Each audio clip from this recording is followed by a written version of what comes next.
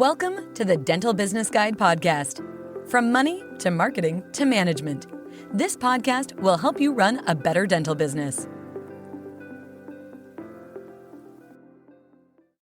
Welcome to the Dental Business Guide podcast. I'm Chris O'Shea, and today I'm joined by Arun. Hi, Chris. How you doing? I'm good. How are you doing? Yeah, no, I'm good. Thanks. Yeah, all go.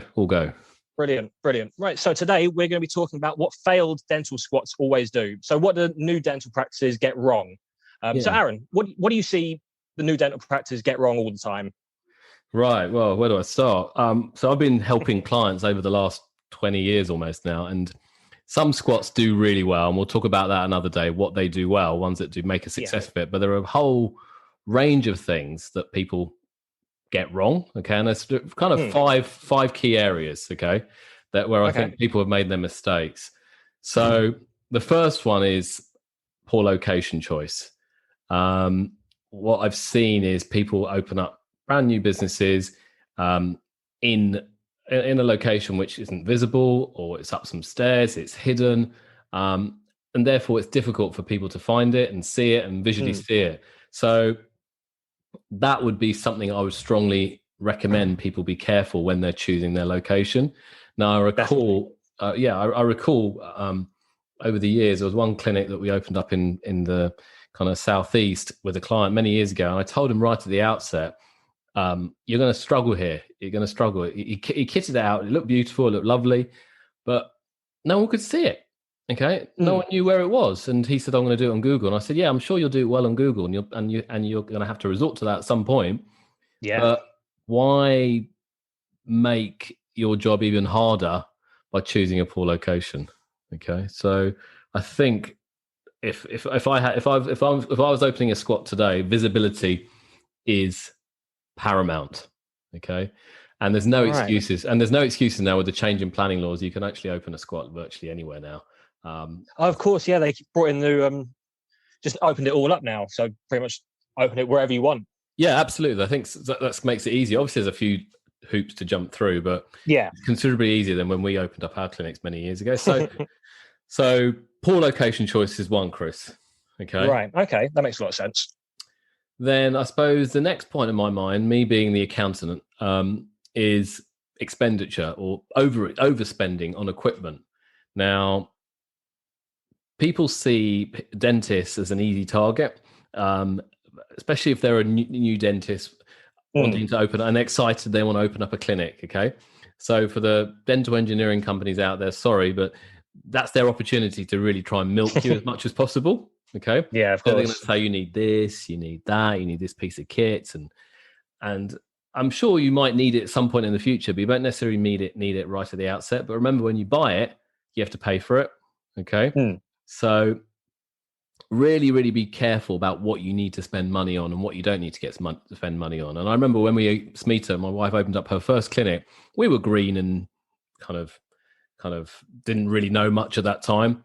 And we saw a nice guy, we kitted it out, looked beautiful, but one of the surgeries was never used for about 18 months, 2 years, because it was just sitting there gathering dust. And that money could have been used much more usefully kind of in managing and building the business further earlier on. And so that was a real learning point 20 years back. But people still make the same mistake these days. They still overspend on equipment that they're not even going to use. And maybe in 2-3 years down the time, they could probably get a newer piece of kit, which is a more later version of the technology for the same price. So think carefully about what you want. Okay. Right. And I suppose the other point, Chris, to highlight here is get various quotes. Don't just rely on one company. Get a few quotes from various companies. There's plenty of people out there selling dental equipment these days. You'd be foolish not to get a few quotes, and then you decide. And it might not necessarily be the cheapest as the one that you go with, far from it. But check you're getting good value for money. Check you're getting the right equipment of what you really need and for your practice. Okay, that's some good advice. So that's 2 points. I suppose this one is kind of really important, and I think even more important in today's market.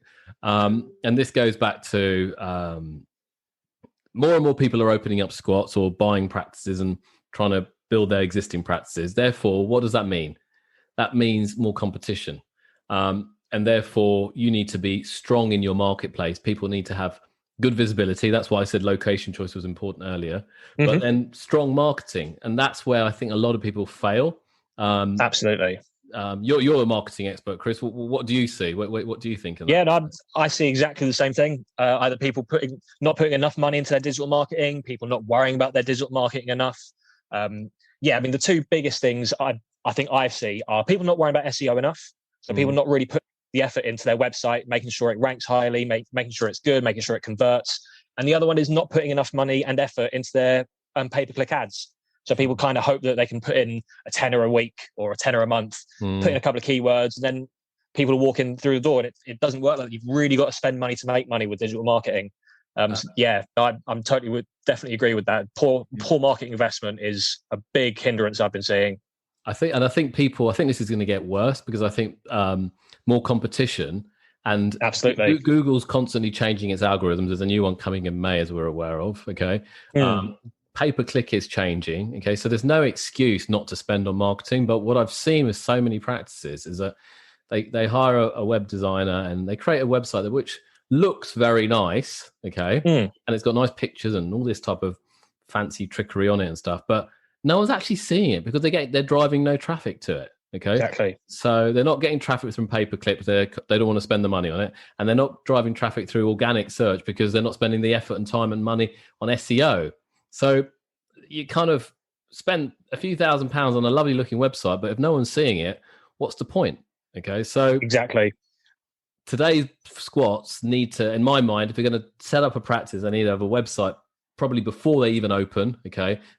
Oh yeah. Good, I don't know. How long do you reckon, Chris, in advance? What do you think it should be set up, or at least a presence online for Google to pick up? What do you reckon? I'd say 3 to 6 months minimum before you open up. You want to get your website live and you want to start putting content on there because, like we keep saying, content is key to digital marketing. So even before you open, start writing your blogs, start writing your about pages, start writing your articles and making your videos because Google's going to start seeing that 6 months before you open. Then by the time you open, hopefully you're in the top 10 of Google, you're on the front page, maybe you're even number 1. So yeah, I'd say 3 months minimum because it takes about 6 to 12 months before Google really starts ranking you properly. So you want to have that momentum early. Correct. And you can listen to various other podcasts Chris has done. I've done videos we've got out there on some of the tips for marketing. So if you need any help on that, give us a shout. Okay. Yeah. Have a look at our learning set. We've got some great articles in there about this. Absolutely. Absolutely. So, right. So those are the top 3 points that came to mind.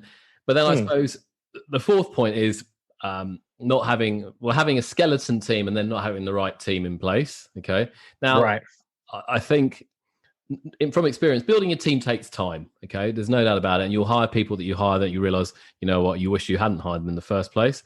But then you then need to hire people that you want to hire, and then you need to keep them motivated and interested and wanting to get involved and work. So you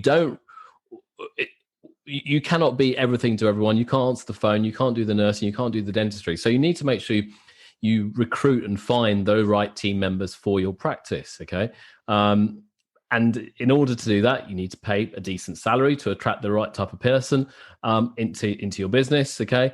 And at the same time, if you've got someone who's going to answer the phone, if you spent the money on the marketing, then someone who answers the phone who cannot answer the phone very well, who hasn't got a clue, what's the point of all that money on marketing? So you need to make sure you have that consistency through there. So not just a minimal team, but a decent sized team that can support the investment that you've made. You've probably spent hundreds of thousands of pounds or a lot of money on setting up your clinic. You then need to make sure you've got, and it looks beautiful, but again, you don't want an empty clinic. You want to fill that chair or fill those chairs. And then in order to do that, you need the marketing. And in order to do that, you need to make sure you have the right team who are going to deliver on the on the care. So that would be my fourth kind of experience point, Chris. Okay. Which I think is really important. And I suppose the final one today, which I wanted to just kind of highlight, is being safe, I suppose, is where some other squats really fail. Kind of, you've got to stand out in this marketplace. You've got to be different. You need to have a brand that's different, stands for something different. People can understand you. You look different. Your colors are different. Your website's different. Your team is different. The way you practice and communicate to your potential patients is different. You've got to be willing to risk and be willing to make some mistakes. You will inevitably will make mistakes. When you start up a business or do any business, you make mistakes. Obviously, you don't want to make such grandiose mistakes that it will fall down. I'm not saying you will do that, but I think you've got to be willing to take the risk. You've taken the risk in buying or setting up a clinic.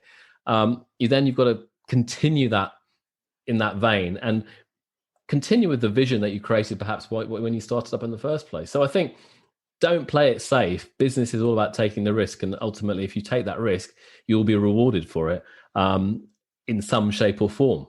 Yeah. So, 5 key areas that kind of come to mind whilst we're on this podcast: poor location choice, overspending and being sucked in, a lack of investment in the right type of digital marketing, not having the right team in place who are not motivated, and I suppose then being safe, being too safe and not really being different out there in the marketplace. Those are kind of the 5 things that come to my mind that I've seen in failed squats over the last 20 years, mate.